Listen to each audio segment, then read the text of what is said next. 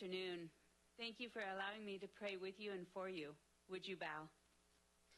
God, we thank you for this day that you have created for us. Be with each person, redeem their time as they go about the business of taking care of your people. God, be with each one, with their passions and with their love for assisting the community. In your Son's name, amen. Please stand. And I'd like to ask former Mayor of Yuba City, Ricky Samoya, to lead us in the pledge. Marysville. Sorry, Marysville. Ready, flag. I pledge allegiance to the flag of the United States of America and to the republic for which it stands, one nation, under God, indivisible, with liberty and justice for all. All right. Thank you. All right. Special presentations. I'd like to ask Joe and Ludell Bouchard to please come on up front. And if I could get the board up front, please.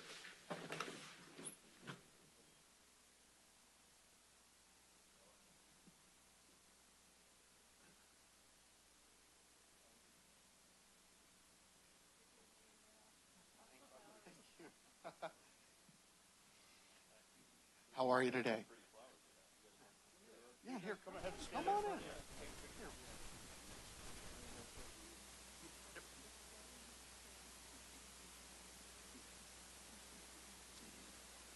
The Sutter County Board of Supervisors wishes to acknowledge Joe and Ludell Bouchard for their 41 years of service to the Friends of the Sutter County Library.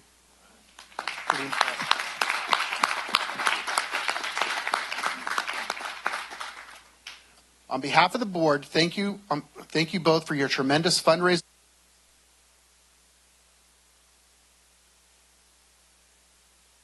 efforts that have supported numerous library programs throughout the years.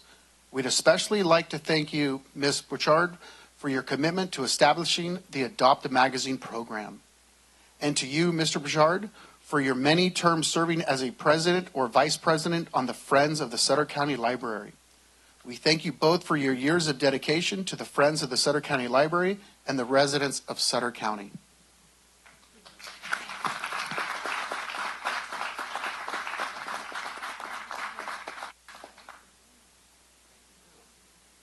Would you like to say something? Absolutely. Yes.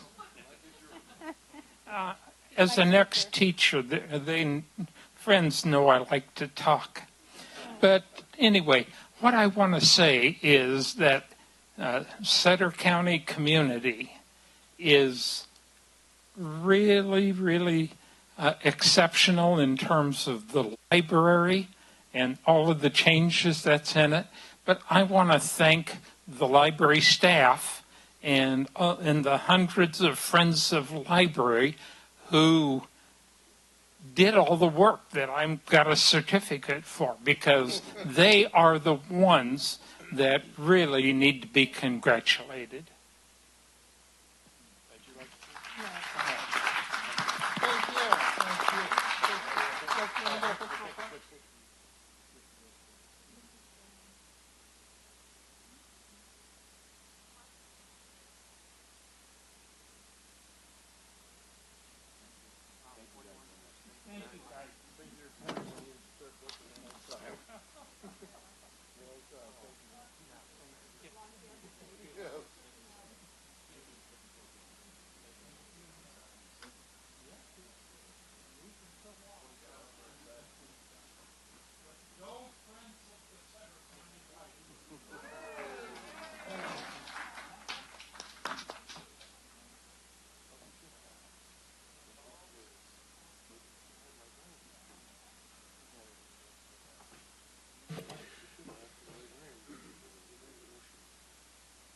Well, once again, thank you very much. That's amazing, 41 years, and we're all excited for the grand opening of the library. If any of you have gotten a chance to get into these libraries, it's pretty awesome. There's all kinds of stuff you could rent out. You could actually rent movies from the library too as well. It's pretty neat.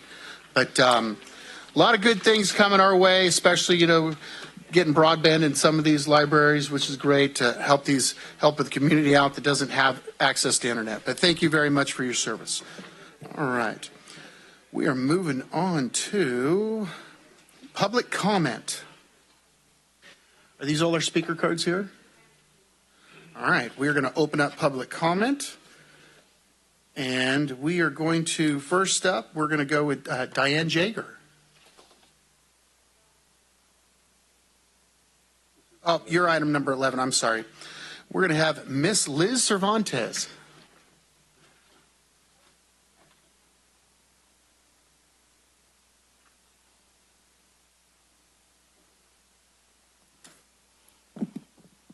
Chairman Ziegenmeyer, supervisors, hello. Thank you for allowing me the opportunity to speak.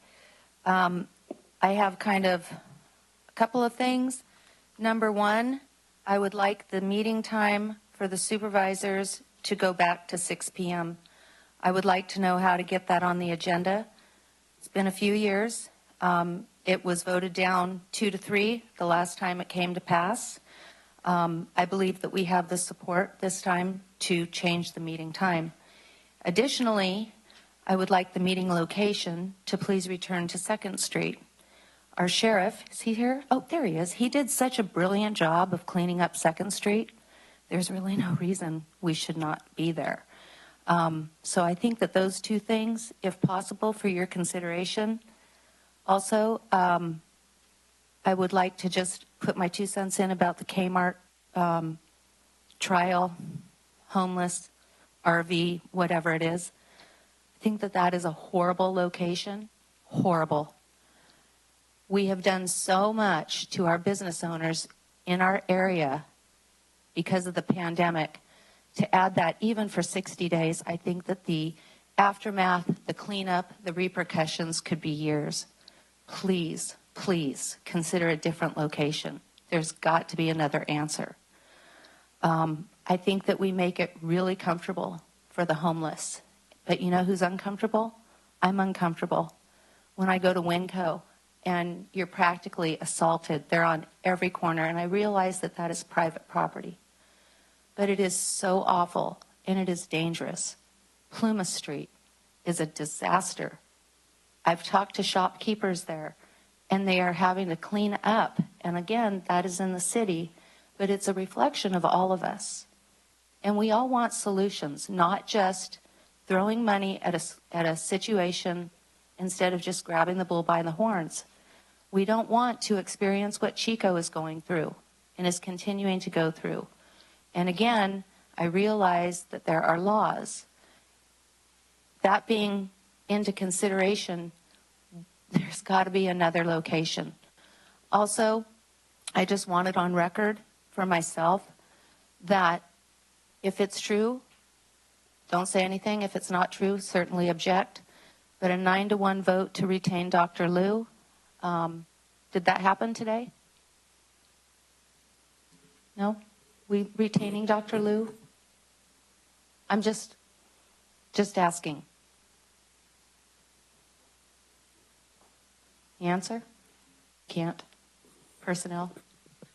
No, Okay. it's just public comment if you'd like to leave your comment at That's this my time. comment. Thank you. You know how I feel about Dr. Liu. Thank you, Liz. Thank you very much. All right, moving on to the consent calendar. Move to approve items 1 through 26. Supervisors, excuse me. I'm sorry. I believe there was a comment on number 11, which is on the consent. Oh, I'm sorry. We're going to bring it back to Ms. Jaeger on number 11 from the consent calendar. And so why don't we pull item number 11? So moved. And we Second. All right, so we have a motion to, for all consent items except for number 11, seconded by Supervisor Flores. A roll call vote, please. Or do we have to, are we still roll call vote? All right, roll call vote, please. Yes. Supervisor McKelly? Aye. Supervisor Flores? Aye. Supervisor Ziegenmeyer? Aye. Supervisor Baines? Aye. Supervisor Conant? Aye. All right, motion passes. Moving on to item number 11. And we have one speaker card.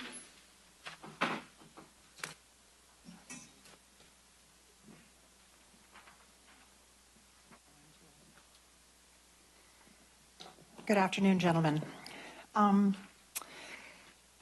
There's a few things as reading this agenda item that I have some concerns, especially since there is so much legality going on, lawsuits as far as the voting mechanism that's in place currently, and that we are upon an election that could bring in some massive changes.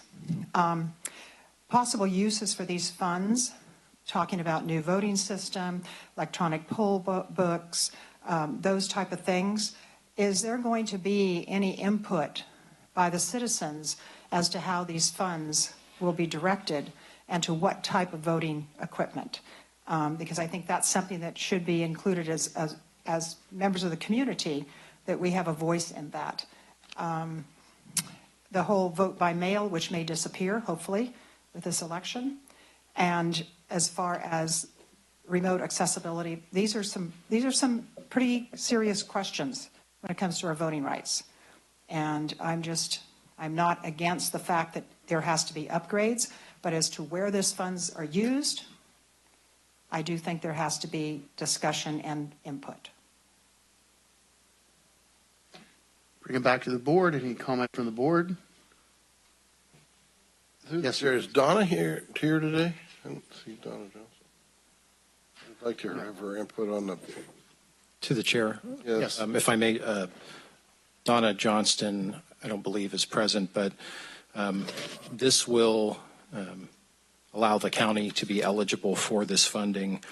And then at that point, what we can do is get information to Donna Johnston regarding the public's request, and I'm sure she can view this online, and then we can go from there as far as getting input from the public on the different systems and ways the money can be spent.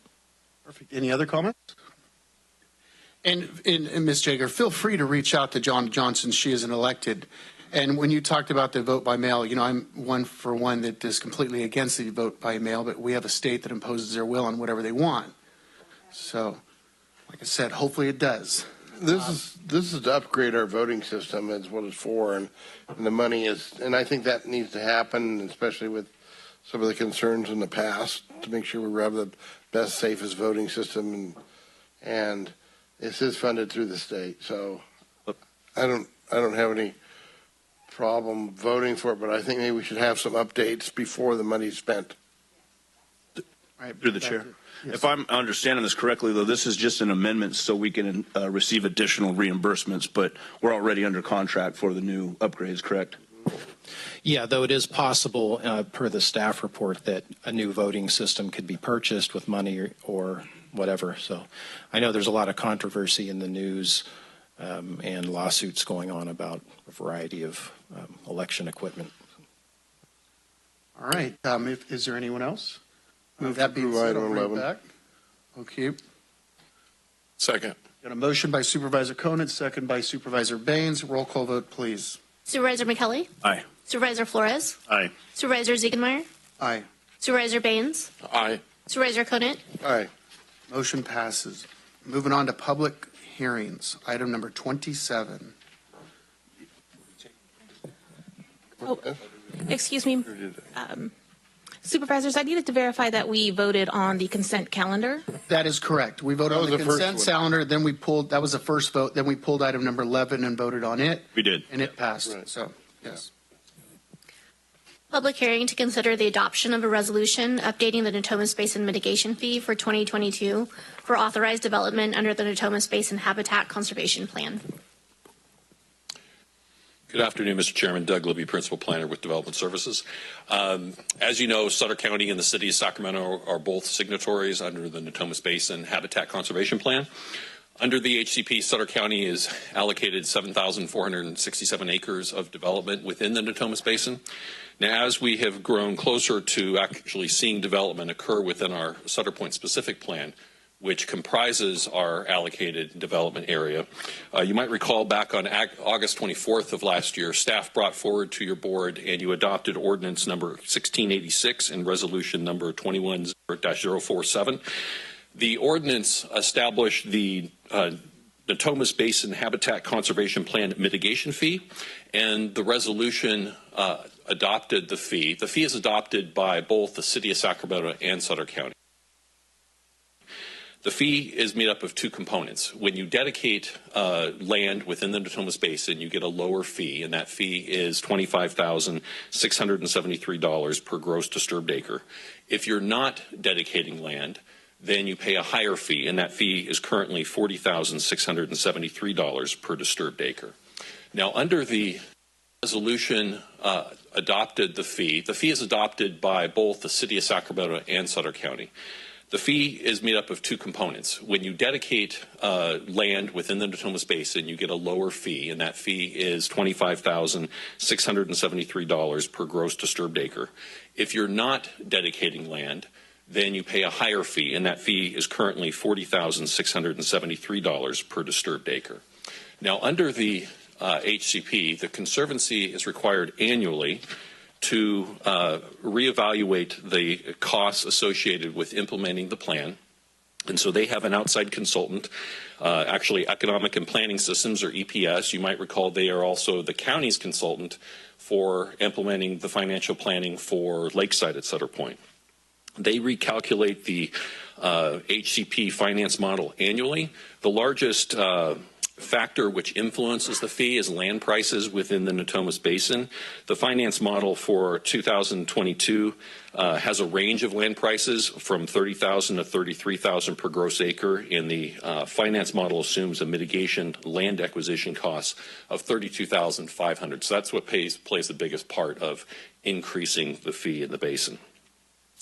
So the proposed fee, and what happens is the fee calculation is recommended to the Conservancy Board of Directors, who considers it, and then they make a recommendation. They adopt a resolution, and then they send that out to both the City of Sacramento and Sutter County for adoption. Now, the City of Sacramento took action on this back last month, so in March. And so we're bringing it forward to you today. The proposed fee, when you have land mitigation being dedicated, would be $27,718. Without mitigation land being dedicated, the higher fee would be $43,968. Now, the fee for both the City of Sacramento and Sutter County is proposed to take effect May 1st, and the reason why that's important is because that's the first day under the HCP that grading for development is allowed to occur annually in the Natomas Basin. So we have a resolution before you. This item went before your Public Works Support Services Committee back on March 10th. I'm happy to answer any questions you may have. Thank you. All right, that we're going to open up the public hearing. Any public comments? No. No public comments. We're going to close the public hearing and bring it back to the board for discussion. Through the chair. Yes, sir. Mr. Libby, do you see any negative impact of this fee rising? I mean, it seems like a pretty small amount that you're rising the fee, but I didn't know if that would be a negative impact to developers or anybody else out there. It's a cost of development that that is borne by development in the Natomas Basin. There's parity in that the fee applies to development within the City of Sacramento, also within Sutter County. I guess one comment I would have is that if you were to look back, like in 2003 when the HCP was adopted, the fee was substantially less. So a lot of the development that the City of Sacramento enjoyed over the last decade and a half happened when there was more land available for mitigation. And so land prices were definitely lower at that time. Okay, thank you. And then, so I see it says effective April 1st. Are we going to make it effective April 1st? Or am I reading that incorrectly? It says, oh, maybe I'm reading the resolution states that it would be effective on May 1st. Oh, May 1st. There it is. Okay, sorry about that. Okay, great. Thank you. All right. Through the chair. Yes, sir. So, Doug, yes, you said that it continues to creep up. It hasn't taken any huge increases, the mitigation prices, but it's gone up pretty much every year, right? It has. I think there was a couple of years where it actually decreased a little bit, but then it's kind of increased as a result. So I think land prices did go down somewhat in the Natomas Basin due to the Great Recession. And so then they kind of started ratcheting back up again. Thank you. All right, bring it back for a motion. The chair. Yes, sir. Move to approve. Second. Got a motion by Supervisor Baines, second by Supervisor Conant. Supervisor McKelly? Aye. Supervisor Flores? Aye. Supervisor Ziegenmeyer? Aye. Supervisor Baines? Aye. Supervisor Conant? Aye.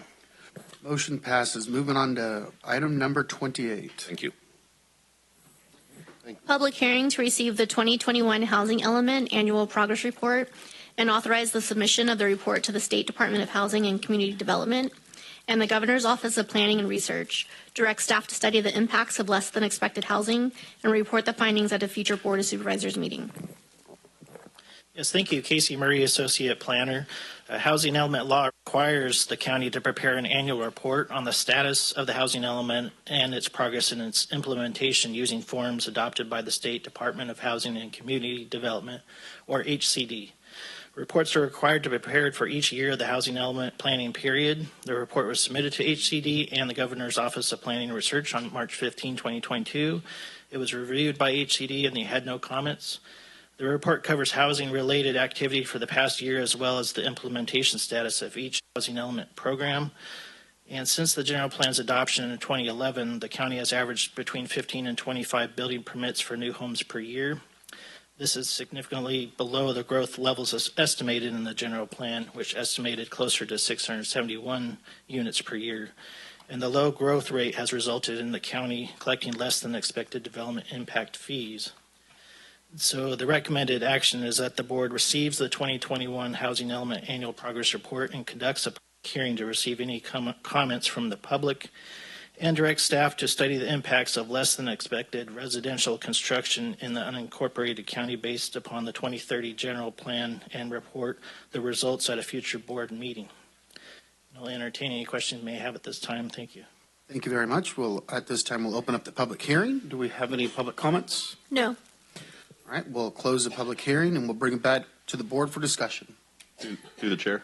Yes. So on the housing element, are there some planned public hearings already, or some future? You were talking about setting up a public hearing beyond this, or is it this? Part of this action is to look at residential construction that was forecasted in the 2030 general plan and report the results back at a future board meeting. Future board meeting is on plan. Okay, great. It seems like it might be something additional to add to the town halls that are going on throughout the community. I think is a good point. We're going to have one tomorrow night in my district. There you go. So let's make a note of that, please. Yes, Supervisor. So just to the public information, one of the problems we have in Sutter County is that 73% of the land mass of the county is in the floodplain. So eliminate 73% and eliminate Yuba City. Because Yuba City is separate, this doesn't count on this. It makes it rather difficult to build any houses in a floodplain. So it's impossible. So anyway, to get to 600 homes is kind of unrealistic, I think. So anyway, and it's just problematic. Thank you. All right, looking for a motion. Move to approve. Second.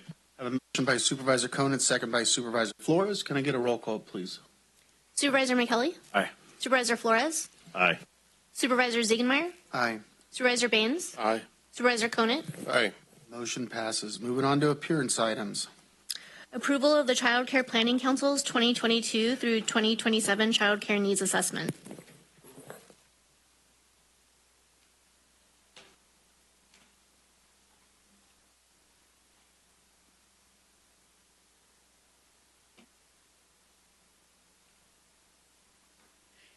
Good afternoon, and I thank you for the opportunity to come and present the Child Care Planning Council of Yuba-Sutter County's needs assessment for 2022 to 2027. And you can see here our current list of council members. Members work to direct the needs assessment and review the information collected, and the members did approve the final needs assessment in February. Throughout this process, as in all of our work, the council continues leveraging its funding and resources through the bi-county model. Much of the work around early learning that's happening includes encouragement from the state to collaborate for more regionalized programming. And our local Child Care Planning Council is an example of that model and also coordinates and implements several quality projects throughout Yuba-Sutter and Colusa counties.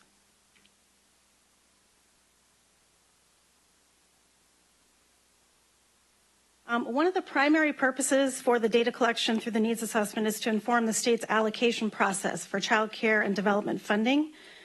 This funding provides our state preschool programs, our state-funded general child care, which can be used for wraparound or extended care, and also our infant and toddler care, and also our voucher system that supports families who qualify due to income, family need, and other participation in state program services such as CalWorks.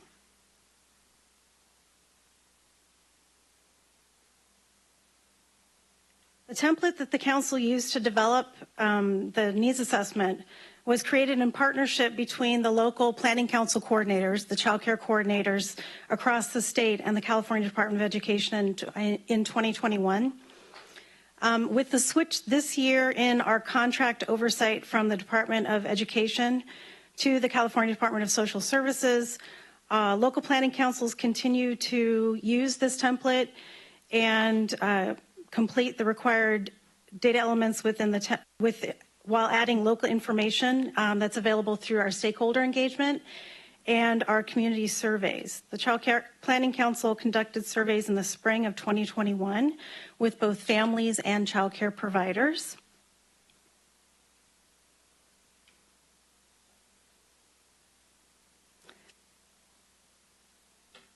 Included in our analysis was information about child characteristics in both counties, the estimated cost and utilization rates of licensed versus unlicensed care, and then the information was compiled to determine the local supply of care, the local demand for care, and also the gap between those. So the difference between the supply of child care that's available to our families and the demand.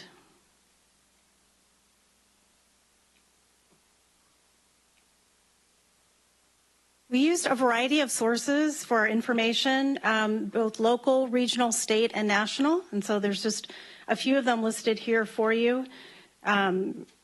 We also have a system that the state has helped us to acquire that tries to aggregate some of the data and put it together for us. Within that, we look at 3 different age groups. We look at infant toddlers, so that is includes children under the age of 3. We look at preschoolers, which is typically our 3 and 4-year-olds, and then we look at school age care. And we're primarily looking at before and after school care for ages 6 through 12. We do that by county, so we've created a template both for Sutter and Yuba counties, and findings are very similar between the 2 counties. We also look at both subsidized and non-subsidized child care. We look at the regional market rate for that care, and then also look at other demographic information and information around facilities, families' requests for non-traditional care, our workforce within early learning and care, the quality initiatives and how they support our providers, and of course, through our surveys, we looked at parents' needs and concerns. So here is just a summary, a snapshot of the supply of child care. So this includes a combination of both full and part-time slots. It also includes our state-funded, our federally funded, and our private or community-based programs, including our family child care providers. And that creates some unique challenges for us in determining the number of slots that are available within the county, because family child care providers are limited by the ages that they're serving. So they might end up serving more preschoolers, depending on, and if they're not serving infants, but if they're serving infants, they might be serving less preschoolers or school age. So we have to guesstimate a little bit in terms of the slot availability. I will note that there's little variance in the figures that we came up for this 5-year needs assessment with our last needs assessment, which was our 2017 through 22.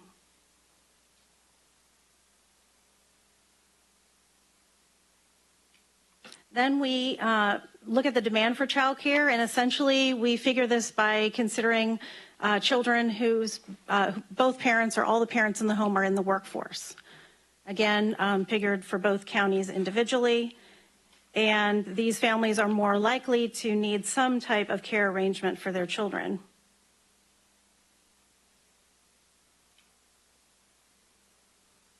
And then, of course, we look at the gap then between the two.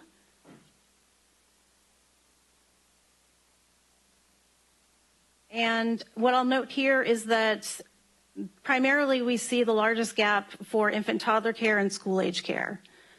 And the providers that are offering infant toddler care primarily are family child care providers. And as I said earlier, they're limited in terms of the slots that they can use to serve infants and toddlers. So we just don't have the capacity to provide as much infant toddler care in licensed settings as families typically would utilize if they had that choice. We have closed the gap a bit on preschoolers, so those 3- and 4-year-olds.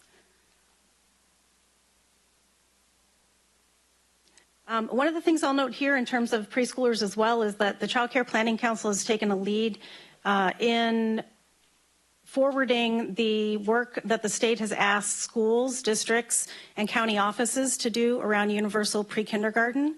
And so the council is working with those entities through this universal transitional kindergarten expansion, which I'm not sure if you've heard of, that's happening, but by year 25-26, the state plans that any 4-year-old who turns, or any child who turns 4 by September 1st of that school year would be eligible to participate in a transitional kindergarten classroom. So this would serve a lot of our 4-year-olds in our community, which is a wonderful opportunity for families. However, those services don't always meet the needs that families might have for care. And there is some accompanying funding that's available for expanded learning opportunities to increase the services that schools provide to 9 hours, either within their school setting or with a school community partnership.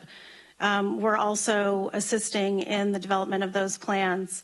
I'll note that while this is exciting for families and is another wonderful resource for them, the providers in our community that serve infants and toddlers typically serve both infants, toddlers, and preschool-age children.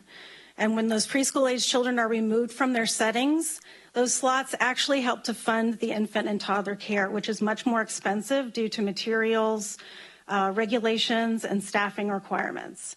So there is a concern that when those 4-year-olds may exit those programs and move into the TK space, that many of our local providers might be significantly impacted and will either have to raise their fees, and then families will have less access to care in that sense, or they might actually have to close their doors.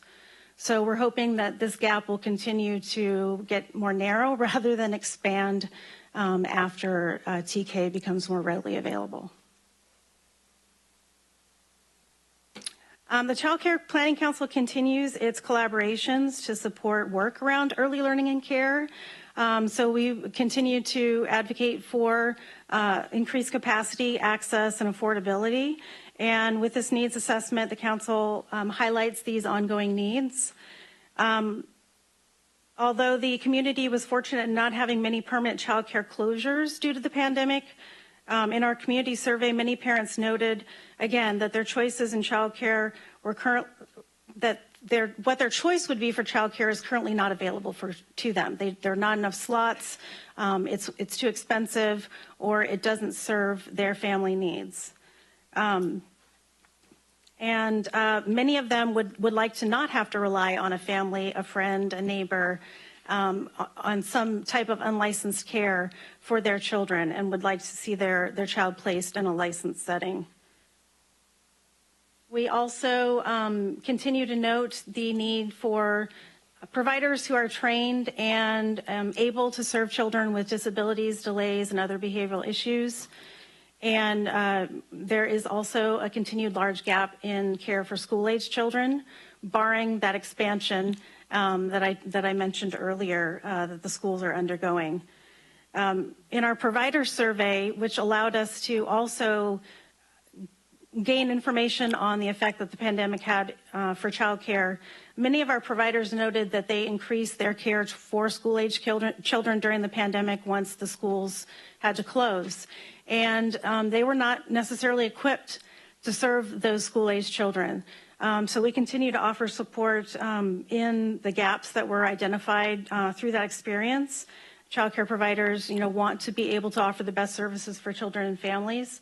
And so we'll continue to advocate for the renovations, the curriculum, the materials, the technology that providers need to be able to serve families to the best of their ability.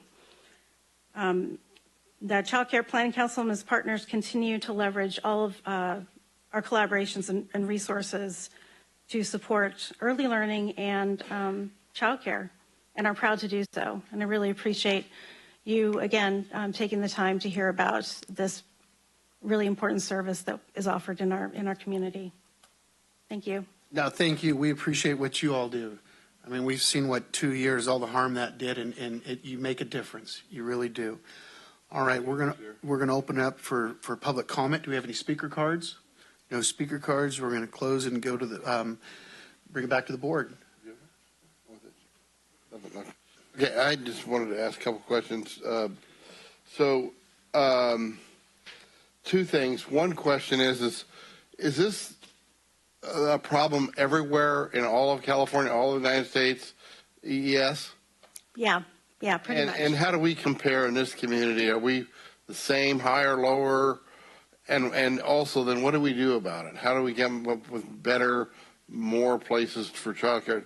2,300 slots just for infant and toddler and preschool is huge, I think, into the community. Gosh, those are big questions. So in some aspects, we are a little bit better served than some other places in California. California on the whole has just an overwhelming prevalence of what we call childcare deserts. So communities where there just is a lack of available care for families for a variety of reasons. As I said, we've made some headway in terms of preschool care, and certainly the transitional kindergarten expansion will provide an additional service for families, for 4-year-olds specifically. The state hopes that once those 4-year-olds do, or the majority of those 4-year-olds, and let me also say that families will still have a choice. So when the TK expansion goes through, it's an optional service. So families can choose the best setting for their child. They might still go to the state preschool. They still might go to Head Start. They still might choose a family child care provider, particularly if they're working all day, because that school may or may not have a setting that's set up to house that child for the entire working day. But once that goes through, that will, again, provide some additional service. The state hopes that then our state-funded programs, our state preschool program, will be able to serve more 3-year-olds, possibly even 2-year-olds. The governor's proposing that perhaps those programs open up their eligibility to 2-year-old children. So the idea is that, that service will be widened, downward so that we can get younger children involved in licensed settings and programs. How successful that will be, I don't know at this point. We do have, we're fortunate to have quite a few state preschool programs locally. Again, those are typically only for those income eligible families, though.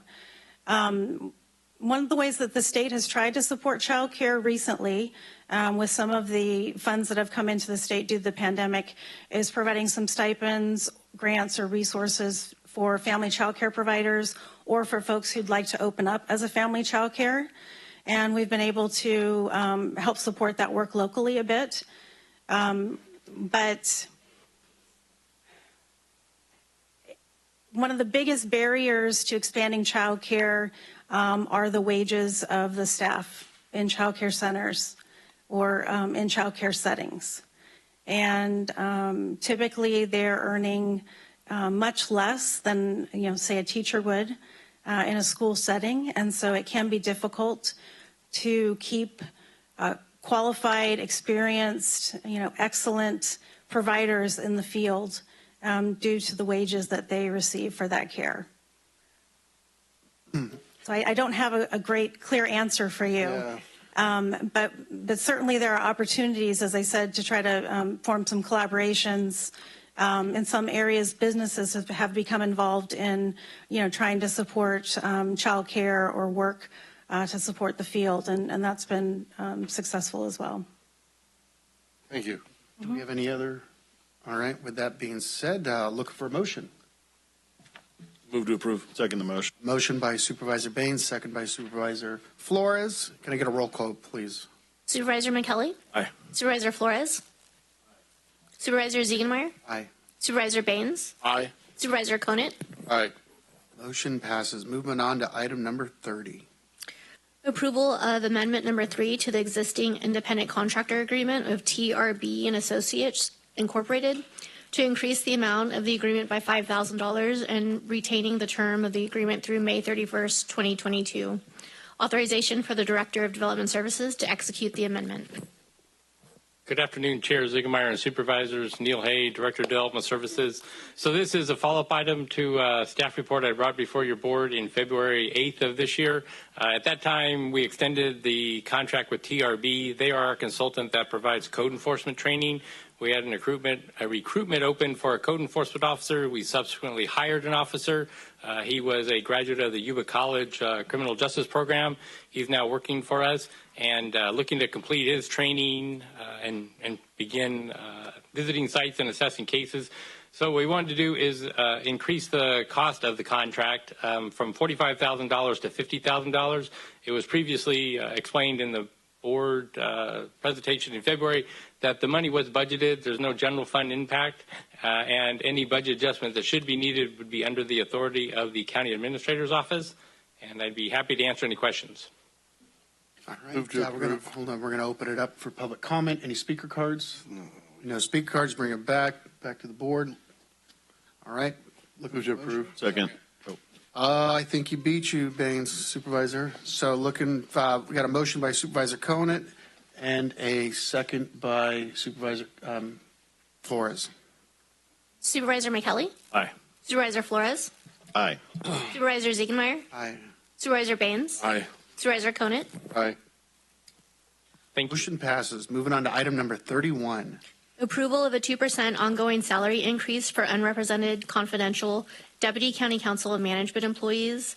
Approval of a 10% premium pay for certified public accountant license. Introduce an ordinance amending the Sutter County Code of Ordinances Section 52-593 Board of Supervisors salary. Waive the reading and direct the clerk to read the title only and continue the item to April 26, 2022 for adoption.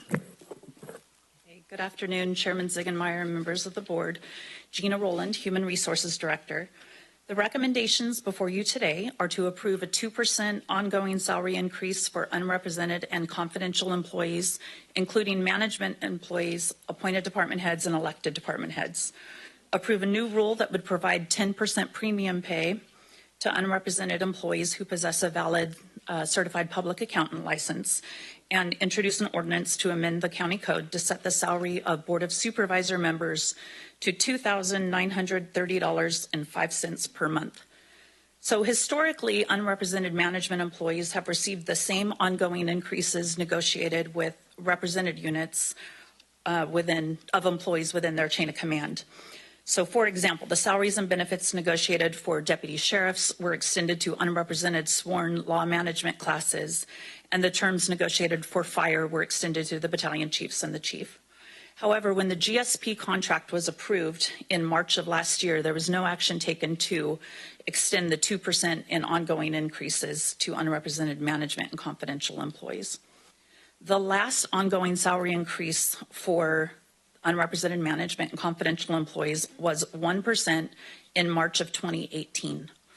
What's more concerning is that the total amount of ongoing increases for these employees has been 5% total over the past 14 years, and that includes the 1% that was given in March of 2018.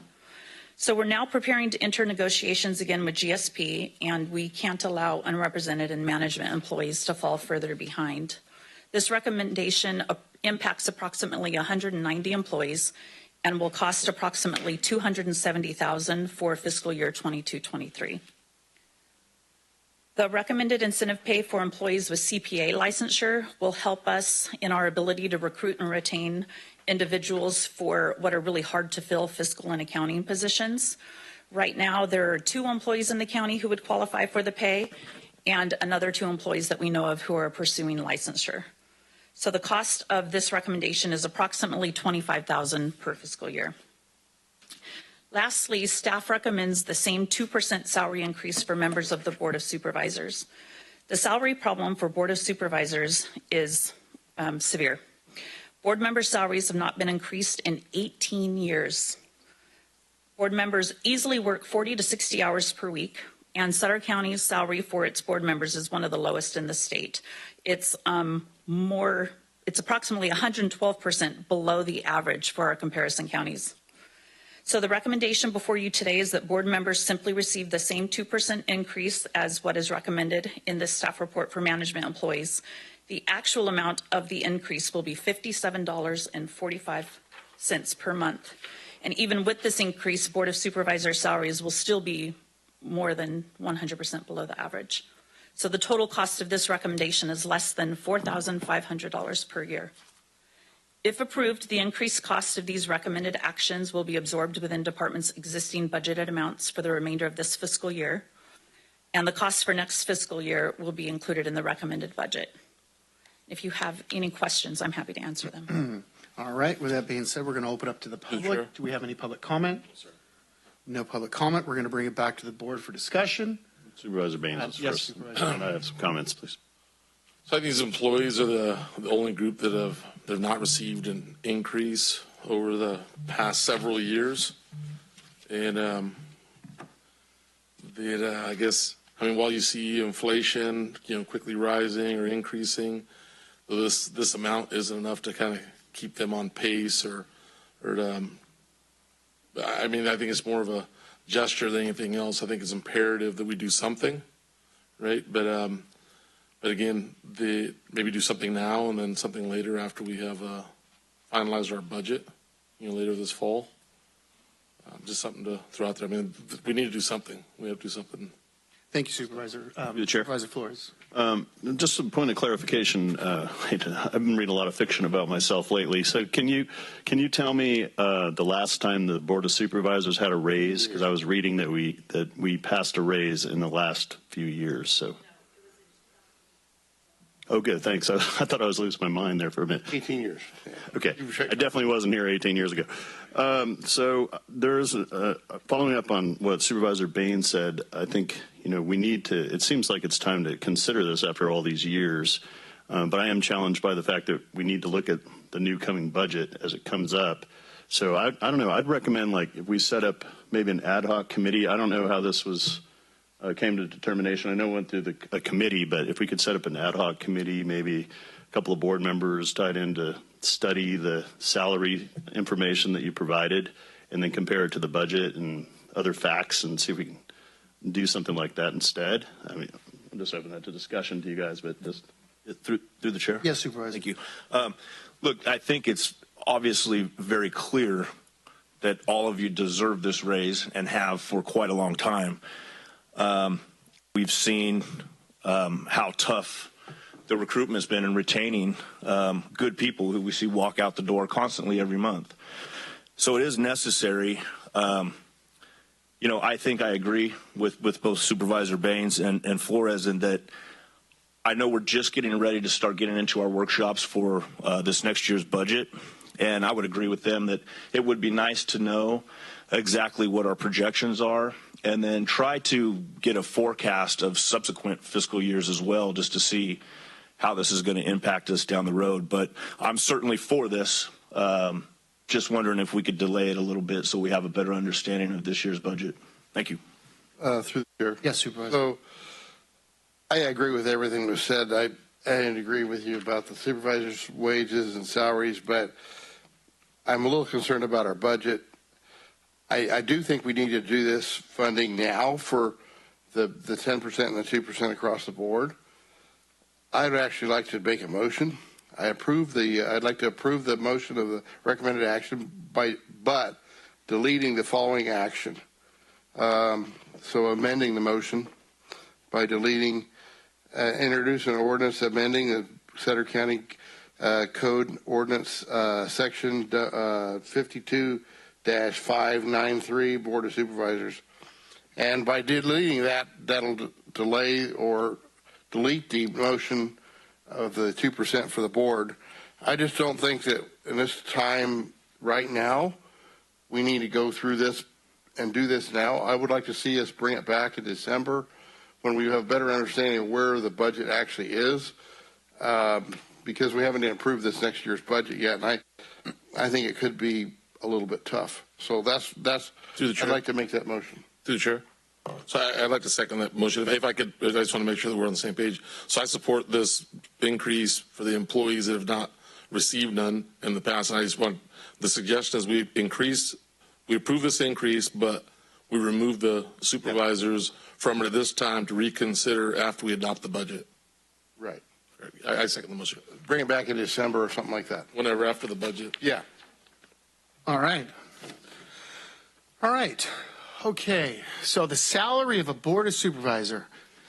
If all you remember, when I ran 4 years ago for the board of supervisors, I was one of the main guys up here saying that this is a part-time job, and not much is done. It's only a few committees. Boy, was that an eye-opening experience. That was far-fetched to tell you. I mean, it was my nose just unbelievable.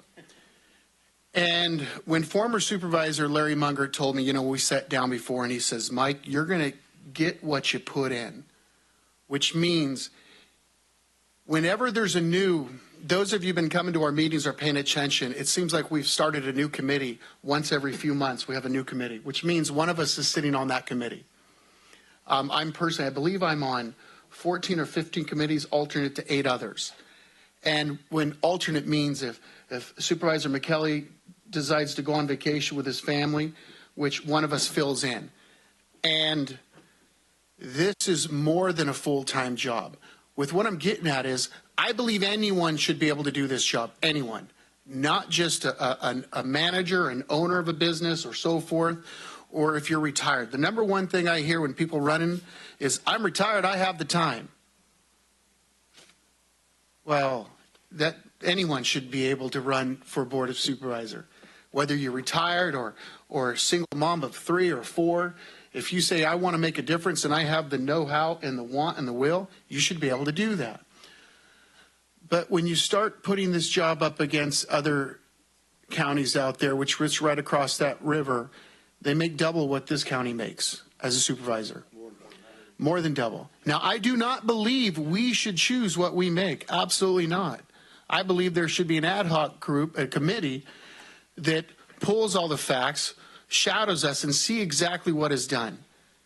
And seeing that this is not a 8 to 5 job. And I've seen fellow supervisors that are running for re-election get said, you know what, you're working 8 to 5 here or there.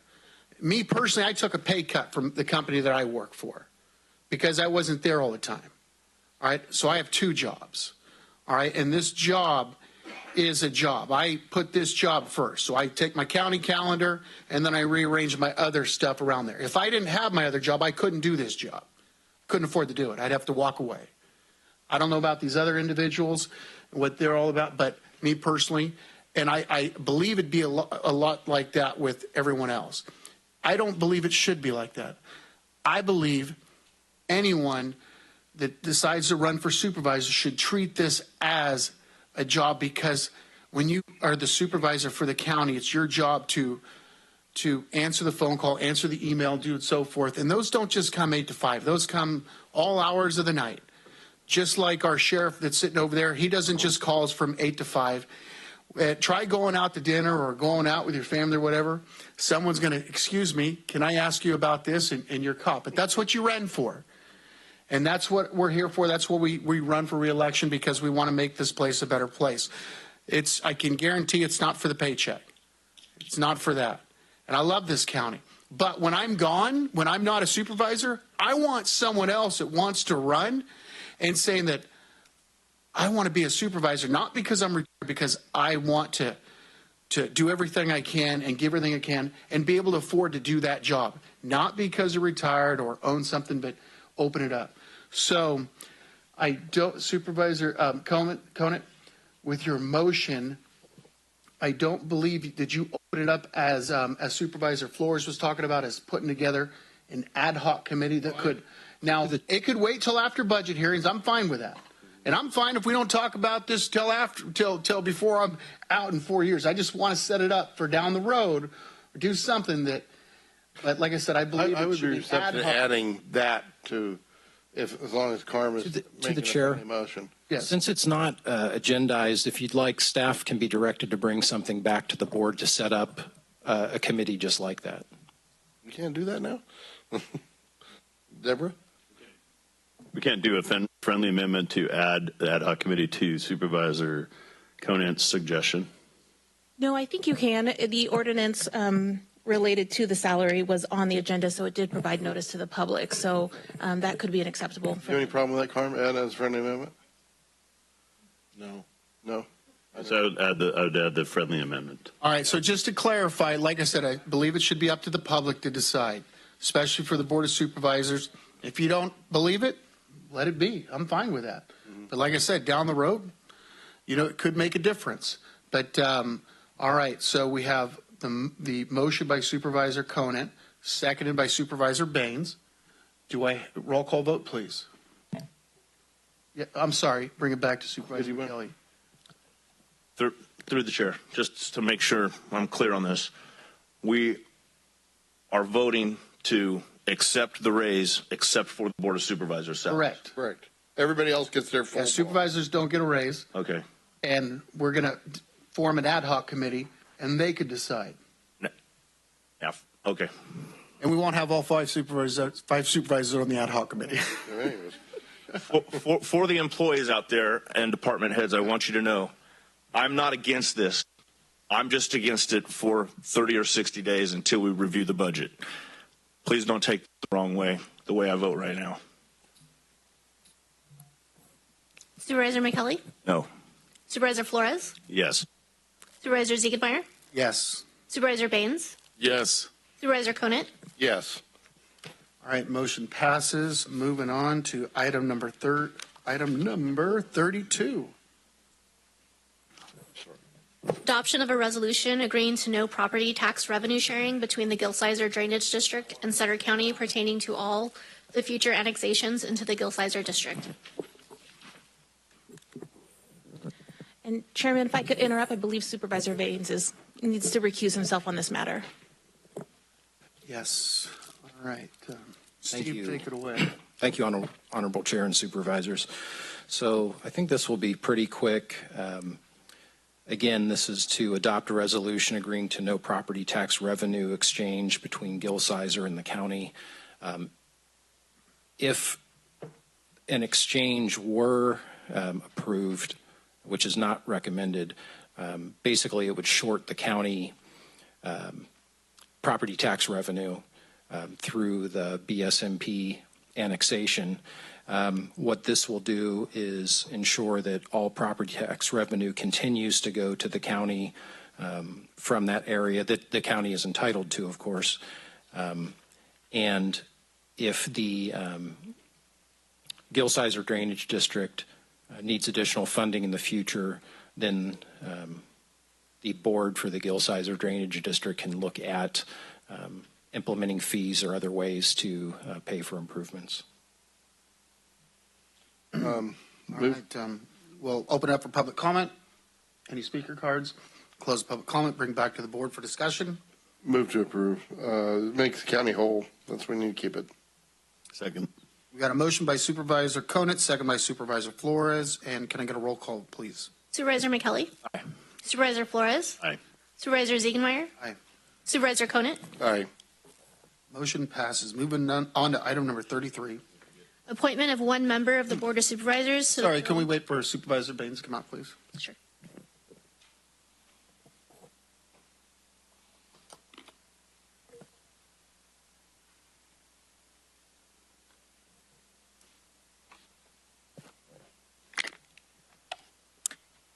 Appointment of one member of the Board of Supervisors to the Film Yuba-Sutter Committee. Okay, thank you.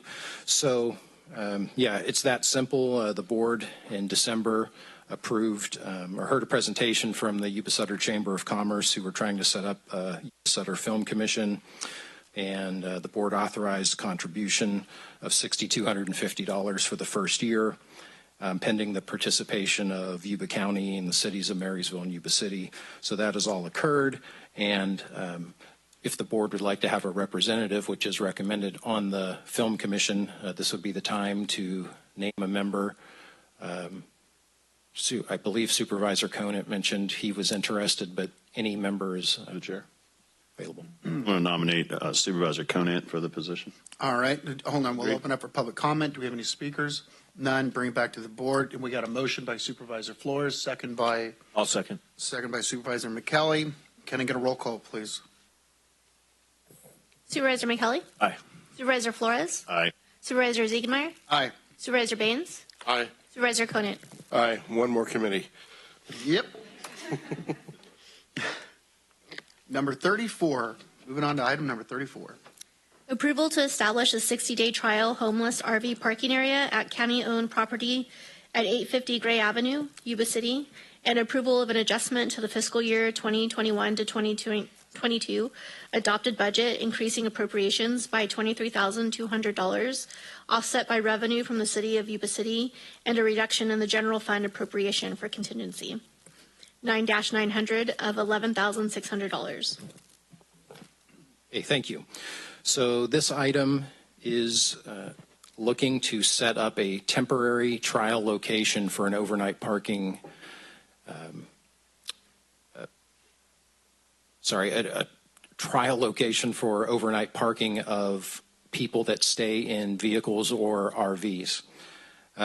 We know that looking around the area, despite all of the accomplishments and people housed throughout both counties and cities, we still see people parked inappropriately in neighborhoods and at businesses and even just on the side of the road here and there, which isn't, one, safe, and two, can be disruptive to the neighborhoods and businesses. So working with Yuba City, we had a discussion at our intergovernmental meeting, which is the chair and vice chair and mayor and vice mayor, city manager, and myself.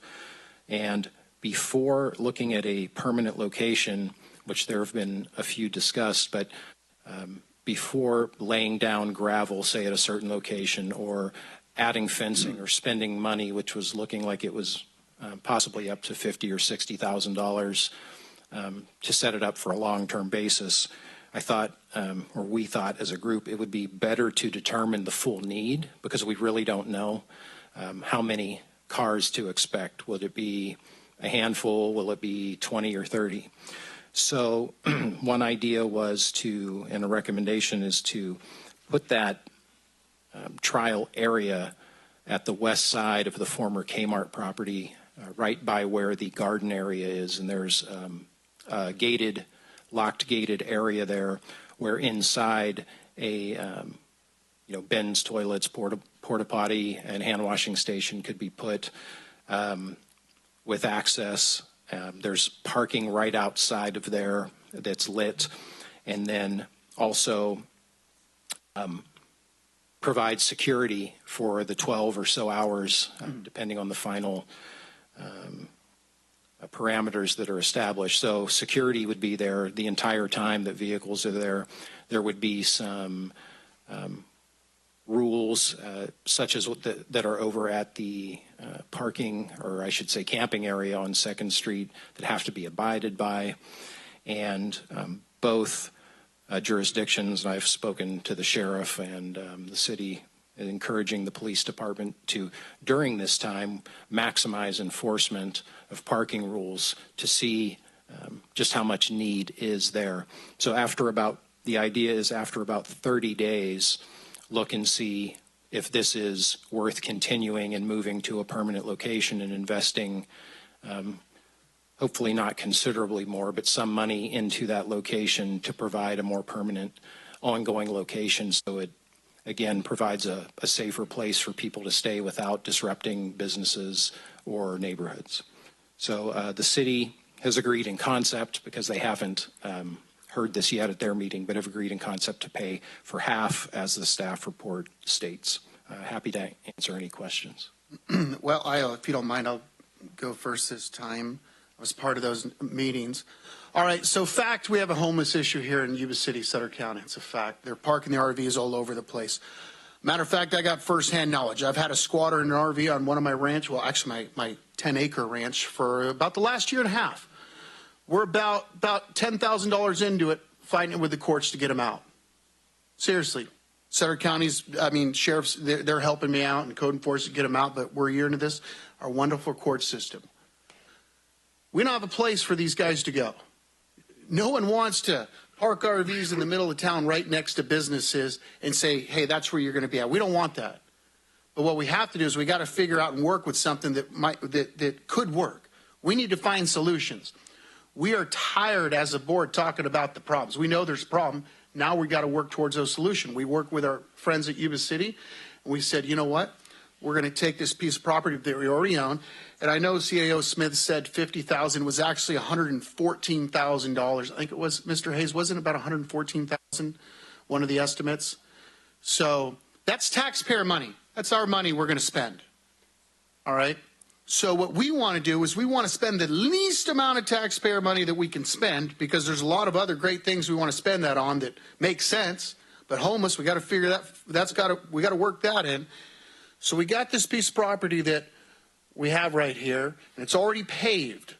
So we're going to put up some temporary fencing, put the very, very minimal in, and we're going to try this out for 2 months. So now our awesome sheriff and our awesome chief of police over here could actually set and use these ordinances to force these guys to go and park. They have to go there. They can't be anywhere else. Here's a spot for you. You got to go to this location. And when it comes time, what time in the morning, I believe, were we? 7 a.m. 7 a.m. So 7 a.m., they got to skedaddle. If they can't skedaddle, we're going to tow them. All right, they're going to get billed for it. But we don't have that. And we are looking, we are working with the city. City just had their meeting, 2 weeks ago? We're working, we have a joint meeting coming up, and we're working towards a solution. You go into Home Depot, Lowe's, you look, it's disgusting. And we're working on this. But it's in, as the five, as one of five that, that set the policy and we sign the checks. We hate seeing those big checks signed over, especially for homeless, but we have to. We got to work towards that solution. That's why this is temporary. This is not permanent. They will not be there. This is just a piece of ground that we already have, and it just makes sense to spend the least amount of money into this at this time to see if this works, because we're crossing our fingers because it's worked in other counties and cities, and hopefully it continues to work here. So that's what I want to say. The chair. Yes, sir. Thank you for your comments. This is a significant public safety issue. We have our public safety expert here today. So I really wanted to find out if Sheriff Barnes, if you have an opinion on this location. It's really important to this board, your opinion in regards to this matter especially.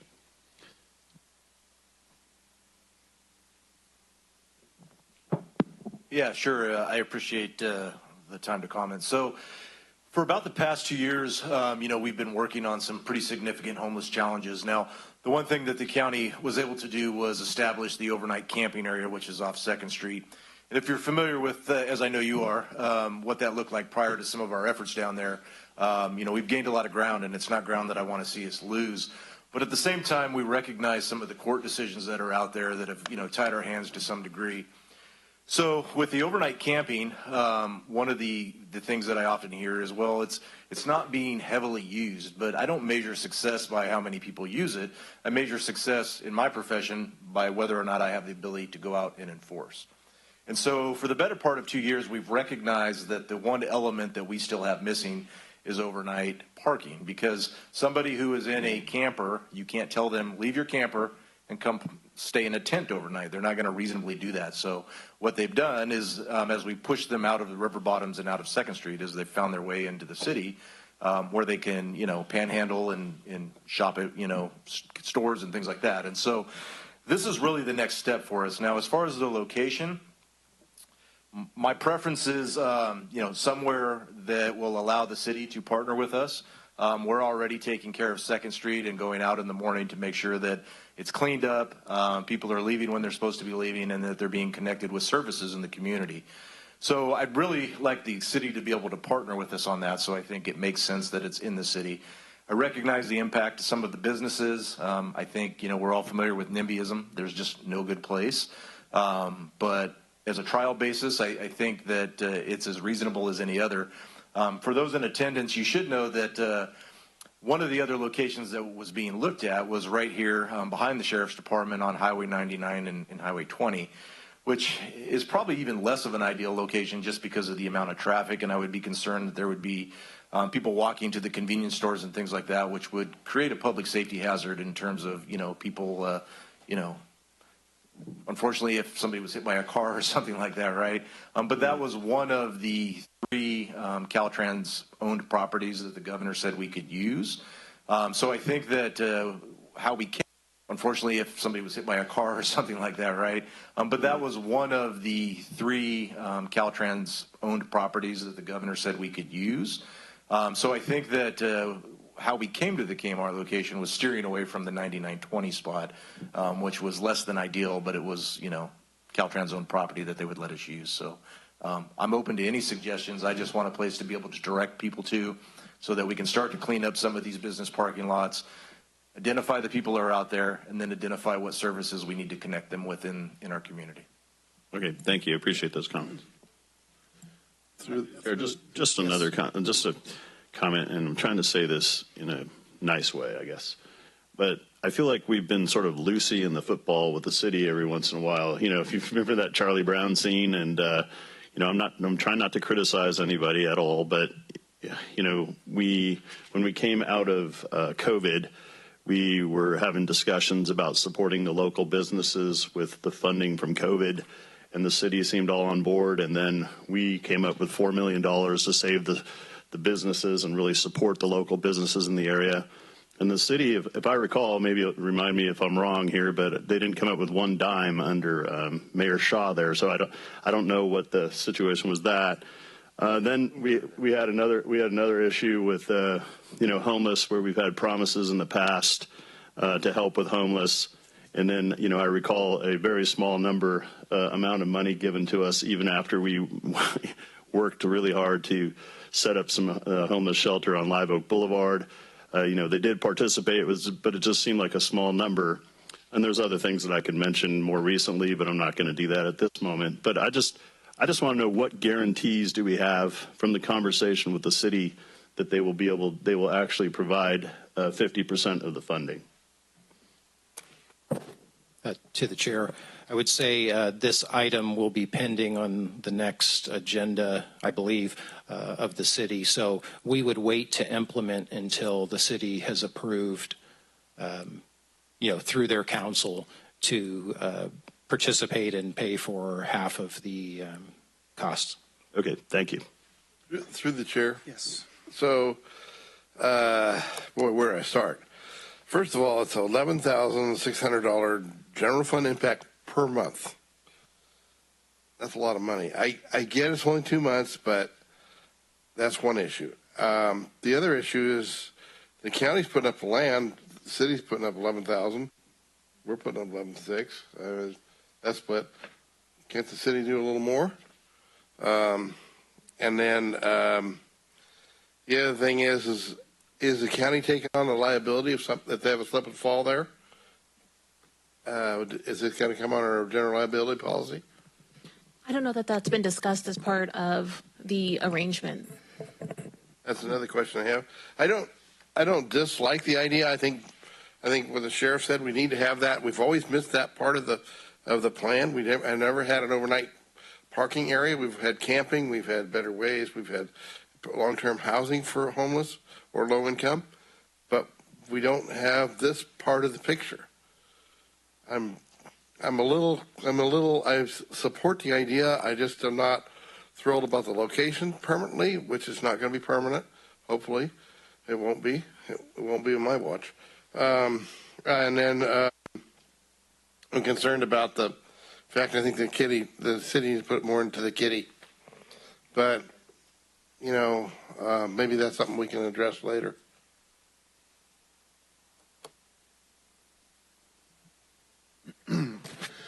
All right, Steve, what's everyone contributed up to date so far, you think? Estimate? Well, the city recently had a study session on homelessness and showed, I don't recall the total, but I think there's more to the costs than what is really evident just by looking. Like you're correct in that the county put together Better Way and put together the camping location, though the city, I believe, has paid a portion for the camping location and is now splitting the cost for that. And the county put together the program at Harmony Village, now the former Baymont Hotel.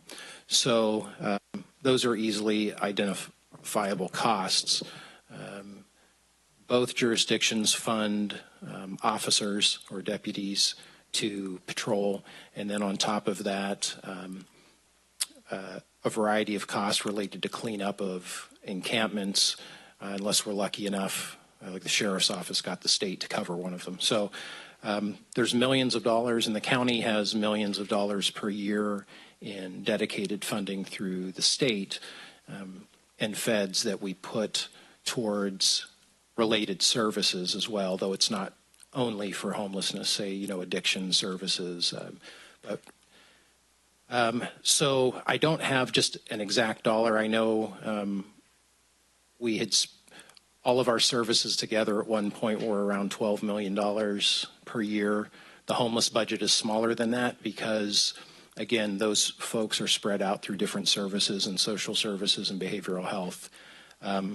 And the city has had a lot of calls that takes up a lot of time from their fire department, from the police, of course, vandalism and theft from, I remember the one that they mentioned was on the traffic lights. There are boxes installed that have, battery backup, and people break into those and steal the batteries and sell them. So they have all kinds of smaller issues like that as well. But we're teaming well on that and better than before, and we're teaming on code enforcement for issues. So I think things are really shaping up well for a continued partnership with the city. Through the chair. Yes, sir. So I'd like to make a comment going back to the city. We were actually in these chambers on March 29th for a workshop that they put on that showed everything that they're doing in their power in the city. And it was repeated over and over by the mayor, how they're looking forward to working with the county. And this idea was, I believe, mentioned that evening as well. And I look forward to working with the city. I mean, I'm not trying to put words in one's mouth, but I mean, I think that it's about time that we figure out that it's as a community. It's not just the county or the city. We're all working together here in harmony, hopefully. But I mean, do you think it's unfair to ask of, and I'm asking our CAO, to ask of them or to prove this, thinking that they would be able to bear part of the liability that's on that property in those 2 months? I could look at our current insurance because we're self-insured through Sutter County, and I would say there isn't a additional policy that we're pulling for this. I don't know if there's something that would be practical for the city to do that. I think Jason left, but our risk manager. But I can look into that. Again, we don't have a separate policy for the camping area or for Better Way. Both organizations ultimately end up using those sites. But again, I'm not recommending that we don't do that. I just think that I'd have to see what kind of insurance policies are available. And I believe that our agreements, though, have indemnity clauses in them. There definitely is. I think the bright line would be that the city should be or could be responsible for running some of the homeless shelters, as opposed to the county running all of the homeless shelters. Usually when money is just provided and all of the services are provided by one entity, they bear the liability because they have control of the actions and that sort of thing. So shared liability is an option, but it is difficult. So where you could see it instead is if you have shared or you separate sites to where Yuba City handles and runs one of the sites, and then the county runs a different site. And again, sorry, going to the chair, sorry. That, so as everybody knows, that majority of these homeless folks, they're not out in the rural parts of our county, right? So they're actually, we're relocating them within city limits, right? Where we're bringing them onto this site, giving them a temporary place to park in the evening. But about understanding and hearing the need very clear from our law enforcement, from our sheriff. Thank you so much for answering those questions. But I think it's necessary. It's necessary that we take action now. That I'd move to approve this recommendation for the 2-month trial period. One stipulation that it ends in 60 days, no matter what. So that, and I'm not going to say no matter what, because how about if it seems that this is the thing to do? I mean, what are you going to do? We're looking for someplace else in 30 days. I mean, it's a 60-day trial, and according to this, I guess they could reassess, like if it works out there or not. But sorry, are you finished? I'm sorry. I think Okay, so Supervisor Baines has a motion, and it's a 60-day trial. Hold on, we're still in discussion. Hold on, I'm going to bring it back to Supervisor McKelly. Yeah, thank you. Yeah, I mean, it's my understanding this is going to end in 60 days, correct? That's what I read on the okay. But the idea is that if this is successful, we have several other locations that we could make it permanent on the outskirts of the city. So, I mean, I don't see. I mean, we're not going to continue it in this spot. That's, I don't think, the intention here. It's just the trial. All right, so let's clarify everything. We got a motion by Supervisor Baines. Now, in the staff report, it says this is a 60-day trial. Correct. So this is where the public gets kind of like, what are you trying to pull up on us? We got to clarify. We start talking about, hey, we'll meet back, circle back in 60 days. We're getting confused here. Let's just simplify things. Staff's 60 days, it's over. That's right. All right? You heard that, 60 days. It's over, right? All right, it's over. Okay, yeah. Just a question on the 60 days it's over. You were just saying it takes months to move a homeless person from your property. No, this is. I just want to know. We haven't had this before. Well, we haven't had a place to move them. Now we have it. So let's go 60 days, and if it works, we find that place where we're going to put them at, and we have another meeting. We get everyone involved. All right. So we got a motion. Do we have a second? I'll second. We have a second by Supervisor McKelly. Can I make a friendly amendment? Yes, sir. That we have a guarantee from the city for 50%. Yes. Of all the costs. Supervisor Baines, do you? I'll take that. Okay, so Supervisor Baines accepted to put that in his motion that the city pay for half. You're fine with that, right? Oh, I need to approve that, right? I just want to make sure County Council heard all that. Yes, I'm hearing the recommended action on the agenda with a contingency that Yuba City fund 50% of the operational costs, that they approve funding 50% of the operational costs. Is that correct, Supervisor Baines? I'm okay with it. We got a second by Supervisor McKelly. Let's get a roll call. Supervisor McKelly? Aye. Supervisor Flores? Aye. Supervisor Ziegenmeyer? Aye. Supervisor Baines? Aye. Supervisor Conant? Aye. Motion passes. Move on to item number 35. Authorization of the use of the county seal and logo through 2025, and appointment of one supervisor to serve on the board of directors of a nonprofit organization organizing and conducting Farm Fest. Good afternoon, Leanne Link, Assistant County Administrator. This item is on its third pass with the board. It was previously heard on March 8th and March 22nd. The board clearly supported Farm Fest, but was looking for options that would limit the county's liability and limit the county's cost. The county administrator and I met with Sapphire Marketing and discussed some different options that were available to the county. And we came up with subsequently a participation that costs us nothing. It allows Farm Fest to use the county seal, so it associates Sutter County with Farm Fest. But at the same time, it would give The Farm Fest would actually be conducted by a nonprofit organization that Sapphire is working on establishing, and one member of the Board of Supervisors would sit on the Board of Directors of that, so that we had some oversight over the use of the county seal and making sure that it is used only for the intended purpose. The way that the wording in the staff report is termed is very precise, so that would only allow for, like if the nonprofit did other events, the county seal would only be allowed for Farm Fest. So with that, I would be happy to answer any questions. Okay, we'll open up to public comment. Do we have any public comment? No speaker cards. Bring it back for discussion. What do you guys?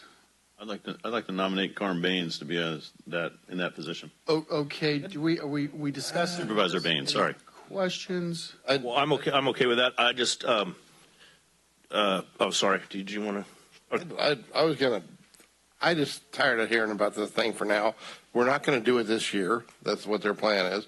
Why don't we table this until November of this coming year? That'll give them a whole year to plan, and in November they'll have time to document all the programs that they're going to do and who they're going to try to get money from to support this, and they're going to also have time to reach out to other agencies like Yuba County, Marysville, Yuba City, Farm Bureau, get those support of those groups before we move on with this.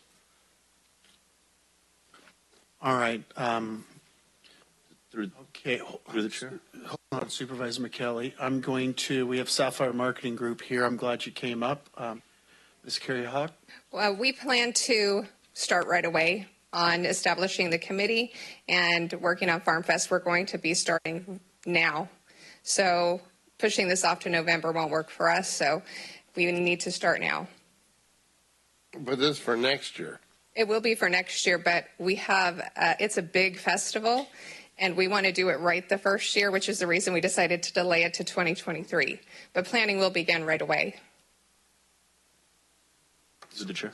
Yeah, just a quick question for you. So I know if we agree to this using our logo and everything, but the plan still is to try to get other jurisdictions involved with this 100%. As well, right? Mm-hmm. Okay. Okay, thank you. So through the chair, I have a nomination on the floor. I'd ask for call the question. You nominate Supervisor? So we need to approve it first, then nominate somebody? The Farm Fest, the item on the list is to approve a person to assign a member, right? Is that correct? No, it's approval of the logo as well. The logo. I'm sorry, I missed the logo. Table the thing. I just had the nomination. I'm sorry. So I would change my motion to approve the logo use as well. All right, so we nominate Supervisor Baines. But I actually had a motion to table, so anyway. Okay, hold on. Supervisor Conant has a motion. There is a motion out there to table it. Do I have a second? Maybe not. Not a second. I'd like to talk real fast. So those of the public, this is something that's been talked about over the last month, longer than that. I think it's a great thing. It's just, at the end of the day, I just couldn't support being ownership in something, especially when we're working on our budget. I support this group. I hope that everything works out. This could be huge for this local economy. I really hope that Yuba County comes around, City of Marysville, City of Yuba City, City of Live Oak, because it's their hotels and restaurants that's going to be filling up. And this could be huge. This could be the Sutter County Farm Fest. You got the Garlic Festival, you have the Asparagus Festival.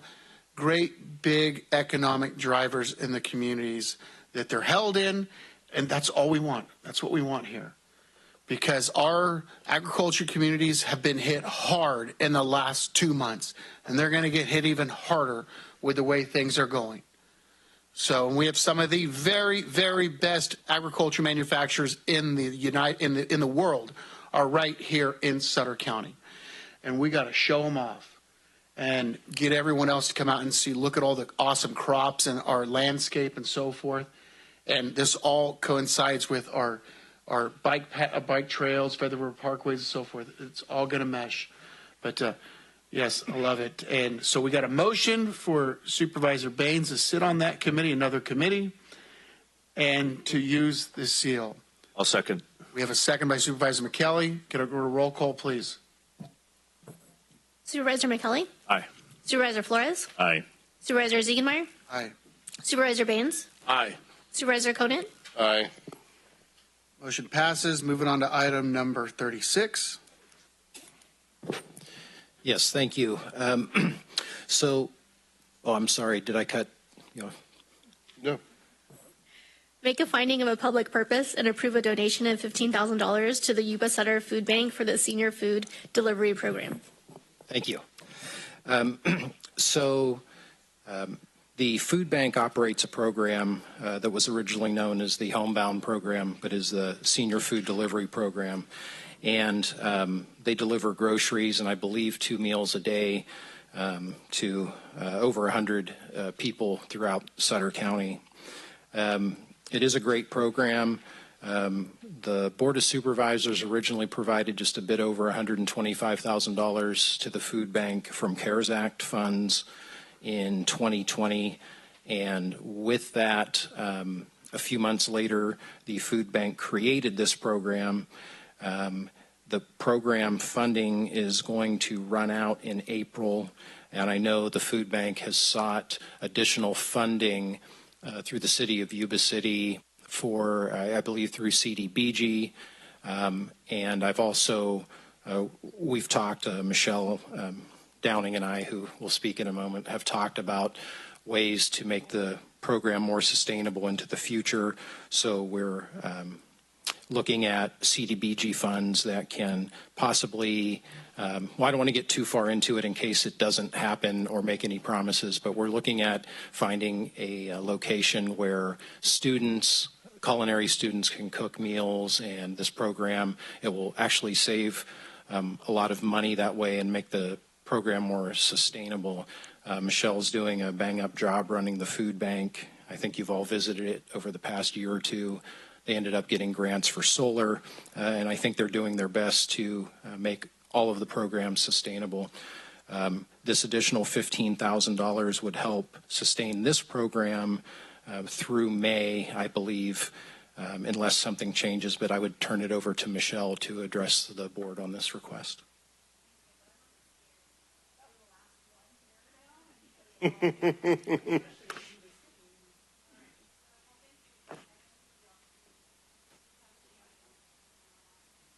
I'm not loud enough? there you go. Okay.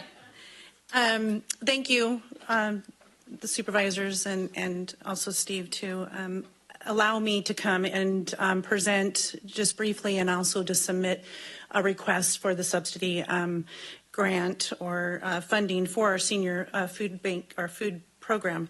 So as you guys may remember, I was here last year and in my presentation, I shared that the food bank assisted both counties' Office of Emergency Services from both counties, and we provided food to the population that was most vulnerable to COVID. We used funding, as Steve mentioned, the $125 that we received in 2020, and funding that we received from Yuba County. We used it to scale up a delivery program that we were already doing. And we also provided financial support to restaurants within Sutter County to provide those meals and using food bank food. So this program started in response to keeping seniors safe and so they're not exposed to COVID. But today the program continues because we've identified a vulnerable population within our community. So seniors who quietly go hungry are forced to choose between paying medical bills or buying groceries. And so Supervisor McKelly, there's 46 of your constituents that are on this program. Supervisor Flores, there's 33 in your district. Supervisor Ziegenmeier, sorry, that was a mouthful. 9 in your district. Baines, 9 in your district, and Conant, there's 5. So 105 recipients on the program doesn't sound like a lot, but that's what we've limited because the funding is not available to us right now. I'm chasing grants to keep this program going. We see a need. We want to continue the need. We want to build it. I believe that, the 46 that's in McKelly's district, there may be 46 more that we don't know about. So I think it's a program that we can continue to build on and help the seniors that are the most vulnerable. Speaking from my heart, and I don't want to get emotional, but I'm a single parent. I'm a single daughter. I'm an only child, and I have 2 senior parents that are on a fixed budget, and it's hard. And so I think about your parents, think about your friends' parents, think about those that are on fixed incomes that cannot go grocery shopping or make ends meet. Ooh, sorry. So what has the program provided this far? In 2021, 6,000 meals and over 1,600 pounds of groceries that we have provided to these seniors. Currently, like I mentioned, there's 104 participants on the program, but there's 10 at risk on a waiting list. I've created a waiting list, and once we get the funding, we'll pull them off the waiting list. This is not including the 45 plus seniors that are eligible through the Harmony Village. So from my understanding, there are eligible seniors part of the Habitat and partnership with Sutter that we are not serving right now or servicing. So the expense is about $15,000 a month, 8 meals a month, and between 15 to 20 pounds worth of groceries accompany each delivery on Thursdays.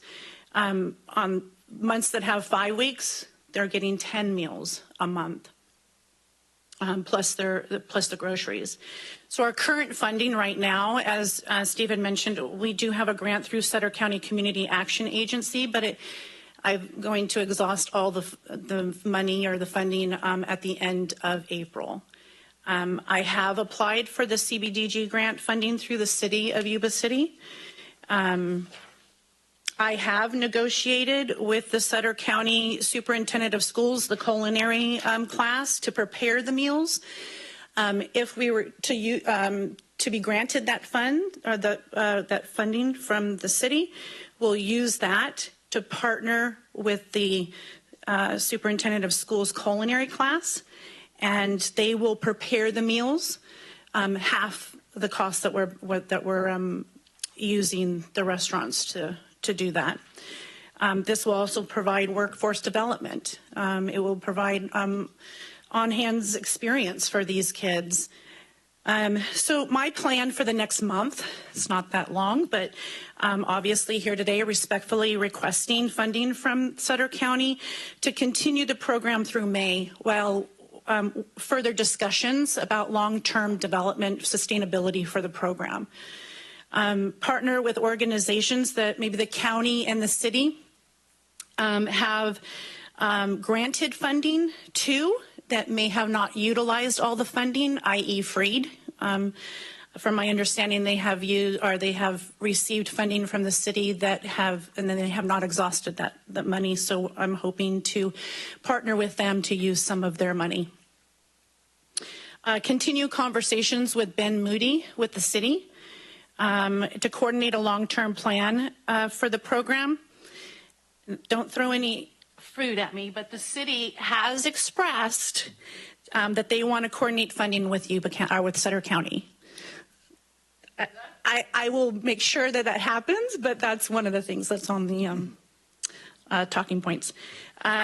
Initiate a meeting with Sutter and Yuba counties to explore by-county CBDG grant. So I have Rachel Downs here from Yuba County. She was the conduit and inspirational on the food bank receiving funding during COVID to start this program. She has since punted the ball to Karma, which she could not be here. She's the grant manager, and for the grant, and she has expressed an interest to work with our Sutter County so we can create a by-county grant to sustain this program long term. And then lastly, obviously finalize the plans with the Sutter County Superintendent of Schools for the culinary classes. And just before I close, I just want you guys to know that, the food bank is a community resource, and so many organizations and agencies utilize us, and that's what we're there for. But I just wanted to give you guys a snapshot of what the food bank is already providing for Sutter County's programs. So, programs, Sutter County programs acquire food and non-food items from the food bank, such as the Children's Family Commission, Sutter and Yuba Behavioral First Steps Program, the Sheriff's Department. As you know, Officer Andre, he goes out and has this homeless outreach. So he comes in and grabs the things that he needs. We put a lot of things aside for him to make his job easier. Sutter-Yuba Behavioral Health, the Heart Outreach Team, and A Better Way.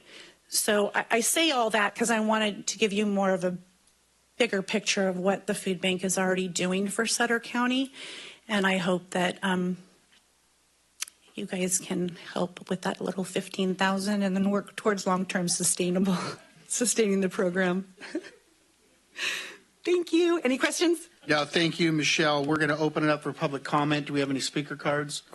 We don't have any speaker cards, Chair, but our office, the Board of Supervisors office, did receive 7 phone calls in support of this item. All right, thank you very much. Let's put that in the record, and we're going to bring it back to the board for questions. Through the chair. Supervisor Kelly. Thank you. No, you guys do incredible work, and I'm glad to hear that you're going to be applying for the grant with other jurisdictions because, as we know, applying for grants or appropriation requests always is stronger when multi-jurisdictions. So I'll be voting to approve this. Thank you. Thank you.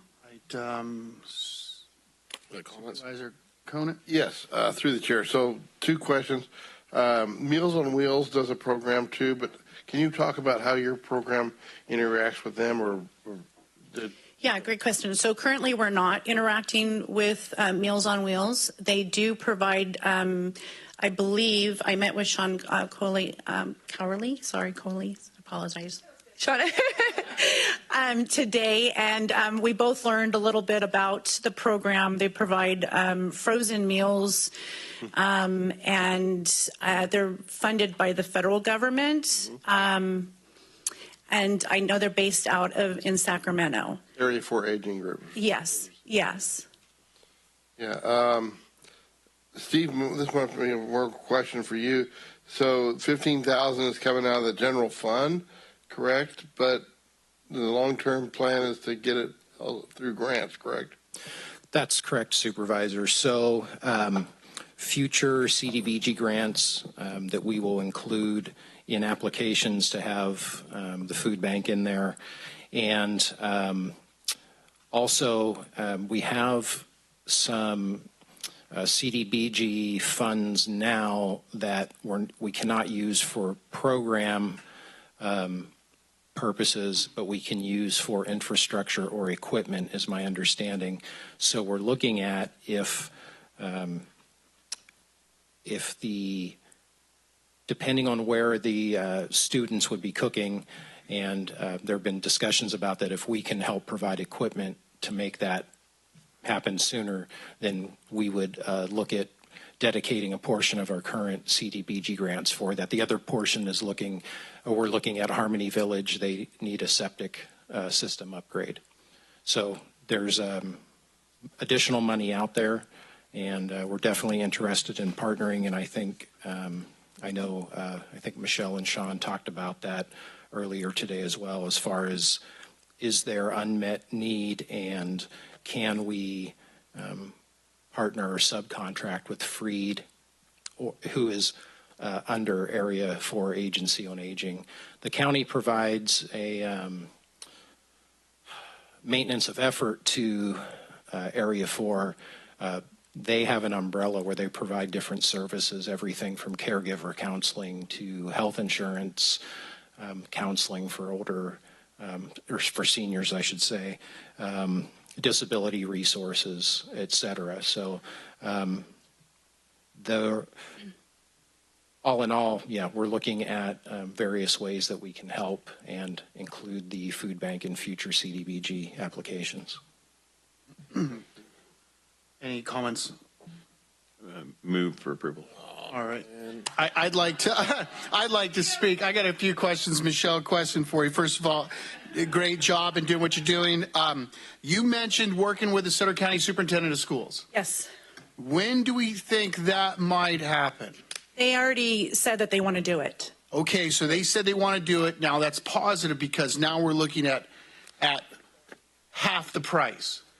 Yes. Okay, so with that being said, because I've seen what we've spent on testing kits and so forth, I'm personally going to amend the motion to take it to $22,500 because that's half. It's half of $15,000. All right. Where'd you go? I'm sorry. Well, you take 15,000 and add another. No, 15,000. Cut another 7. So that's what I'm looking for. I've seen what we've done. I think this is something that's needed. You're working with the city, and we're going to work on our stuff. So, and the sad thing is, I'm ashamed that I'm only saying that much, and we are too, because it should be so much more. It really should be, but we're having to pull this out of the fund, and that's what it's going to be tough because these guys are up there grinding their teeth saying words. So, man, sorry. I hope that ad hoc committee comes back and says supervisors don't deserve a raise. So, but either way, so I wanted to second your motion. So, are you trying to make a? Well, I'm making a friendly. I'm making it friendly unless you put that in your motion, and then I'll pull back my. Yes, I'll put that in my motion. Okay, so we're just going to let Supervisor Baines's. Supervisor Baines's motion is going to be for $22,500. $22,500. That's at half of 15. Well, isn't it? You just said she said 15,000, and then I took cut another 75. So that's 22,500. That's right. Yes. All right. Perfect. All right. Do we have a second? Yes. All right. So we have a motion by Supervisor Baines, second by Supervisor Just the other way around. One comment, okay. though. I'd just back to our kind of previous topic, because you just did that, I'd also like to challenge the city to match that number. Yeah, I agree. Yeah, so I'm with the city. What I'm doing is they gave Freed a substantial amount of money, part of a grant. They have not spent it all, so Ben is working with the executive director for Freed to utilize the unspent money so they don't have to give it back to the state. Okay, great. I mean, the thing is, this is coming out of our general fund, so we just want to see that the city can match from their general fund or any other resource. That's all. Well, through the chair. I mean, now that the statistics is that clearly my district has most of, maybe we ought to go ask Live Oak for a little bit of money too, I guess. That's right. Yeah. Have our handouts, right? Actually, Supervisor McKelly brings up a good question. And just like I said, I would say we would put it out towards City of Live Oak as well. Absolutely. So the reason why I'm here today is because obviously to ask for the money, and we have the program in place that's going to end at the end of this month.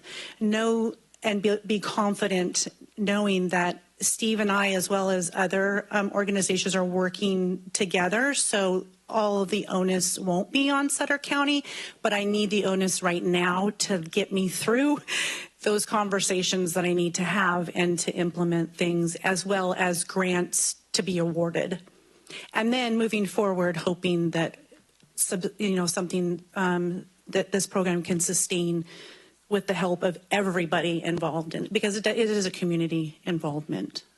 Through the chair, Dan's motion was to challenge the city. It doesn't mean that the city's going to come through today. Oh yeah, I'm not holding that in the motion. I just made a comment as a challenge. All right, so we got a motion by Supervisor Flores, second by Supervisor Baines. Roll call vote, please? Supervisor McKelly? Aye. Supervisor Flores? Aye. Supervisor Ziegenmeyer? Aye. Supervisor Baines? Aye. Supervisor Conant? Aye. Motion passes. Thank you, gentlemen. Thank you. All right, Steve, take it away. Thank you. So just a couple things quickly. Lisa Herbert, our agricultural commissioner who had to leave earlier, declared a disaster for almonds because of the substantial loss in production of the 2022 almond crop. I just wanted to mention that. Her letter, it's very brief. I can just read it. That went to Mark Ghilarducci, who's the head of the Office of Emergency Services for the governor. The cause of loss is most certainly the unseasonably cold weather on the morning of February 24th, when temperatures fell below the critical temperatures for almond survival. Once frozen, the immature nut is no longer viable and drops off the tree within a week or two. The consequent losses were from 60 to 90%. There were 14,359 acres of almonds affected, with an estimated loss of $30.3 million. And that doesn't include losses to support industries. So I just wanted to mention that. And actually, that's all I have for today, so thank you. I'm sorry, district reports, and let's start over here on the left. Okay, thank you. District reports. Okay, so going back to Supervisor Conant's comment about the Agency on Aging Area 4, they're looking for new providers to produce meals for our Yuba-Sutter Meals on Wheels program. They're looking for the vendors, and that just received an email that I'll forward to those, I guess, to our CAA's office and share with everybody else, just so we can get this out to businesses and constituents within the community that could help support those efforts. If I remember correctly, they have like $360,000 that budgeted to support the Yuba-Sutter area in these meals. A comment that I want to bring back up was the one that was made earlier about the homelessness and the efforts between the city and the county. I just want to mention that attending that workshop, that I think the city really has good intentions on working with us, or us all working together in helping to try to solve the homeless situation. I look forward to participating in future workshops that they hold. One thing, it was last Friday, I was able to attend board retreat for SACOG in person, and it was very different, me being out with people, and yeah, I mean, opposed to seeing everybody on these little 2-inch little squares on your computer screen, and you see how big they are in person. It was kind of it was different, but really look forward to serving on that committee. And actually, currently I serve as the vice chair of the Lunar Committee. But it was nice to be able to go to a retreat and to represent Sutter County. Our CEO just mentioned the disaster in the almond industry, and I think it's a little new to everybody. But last night we had cold weather for our walnuts, and not sure what the impact is going to be. I could show you pictures that from my own farms, but I think I might have lost at least half the crop so far, depending on. And I couldn't cover all the ground today because of the board meeting. We'll find out tomorrow what the actual damage is. And it's supposed to get colder tonight, so that doesn't look so great. That's it with reports. I just wanted to ask, is it okay if I do a condolence or?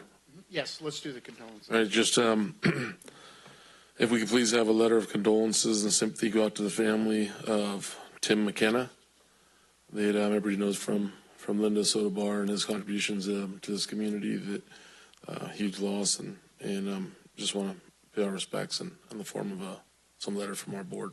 Thanks. Supervisor Flores. Thank you, Supervisor. I definitely want to have my name, and I know everyone's name will be added for Tim McKenna, but he was the former owner of Linda's Soda Bar, along with his wife, Linda. A very sad loss. He went through a very tough time with COVID. last year. I remember he got COVID when he was in Mexico, then came back, kind of really was never the same again. So condolences to the family on that as well.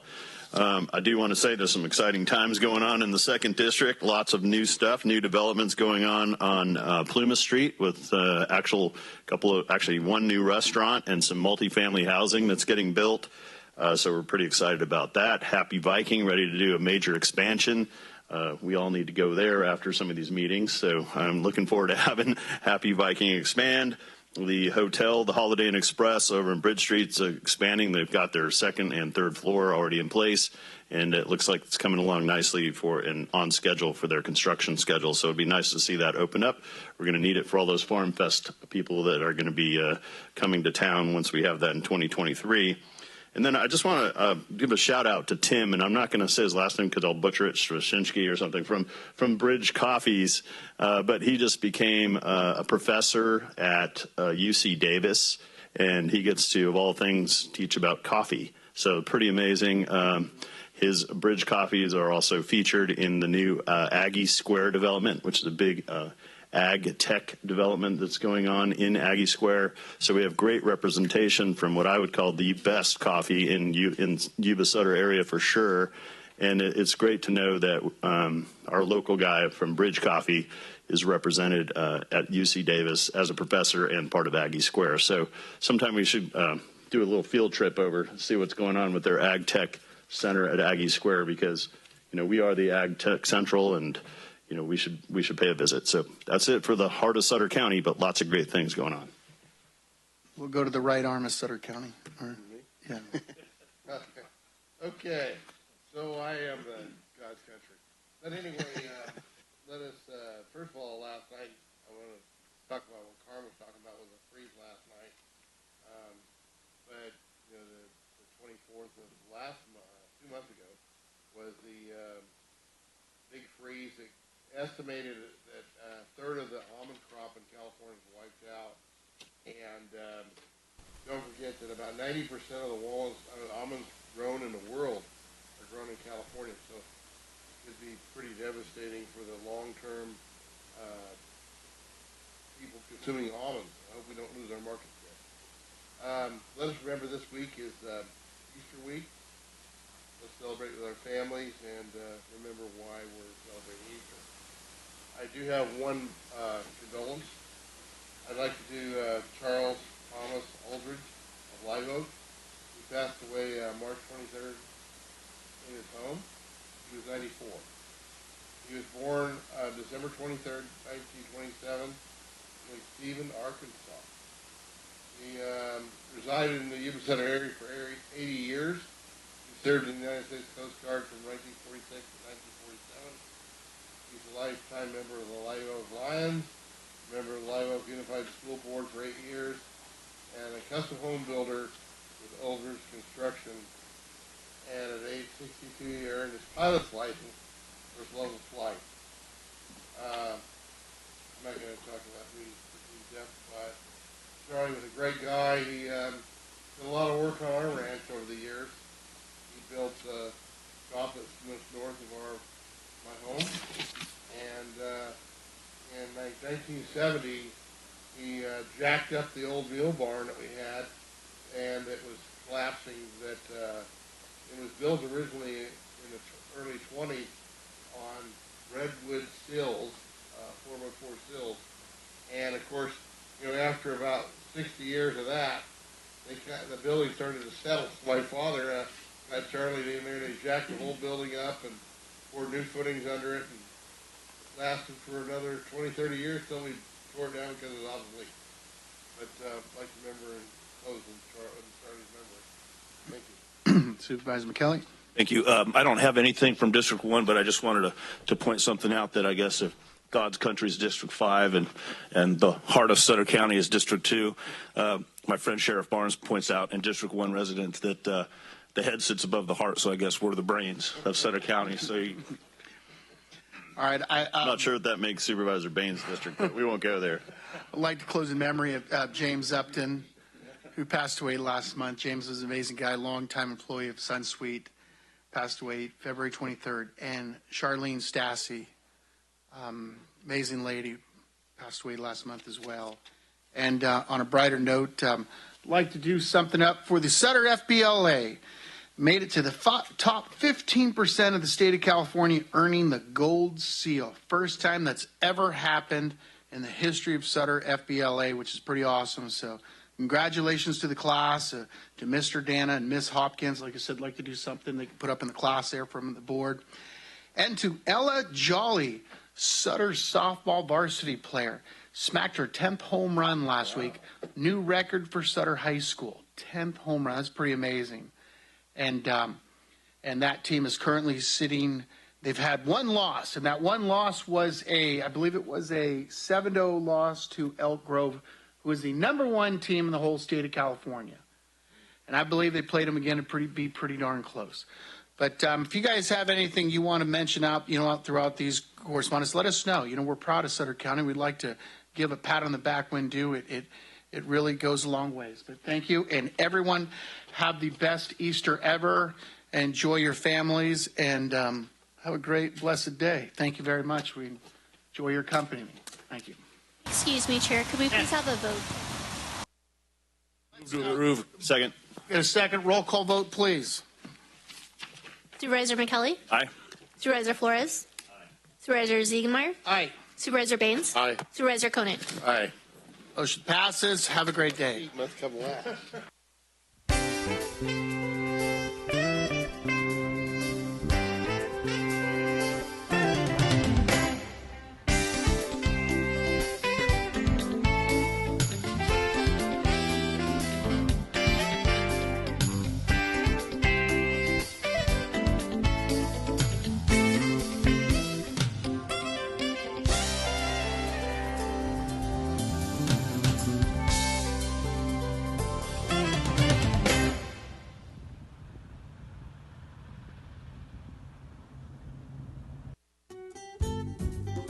Yuba-Sutter.live's local government live streams are presented by Plumas Lake Self-Storage in Plumas Lake, where lifelong local residents are helping other residents keep things safe, providing indoor storage units, outdoor RV and vehicle parking,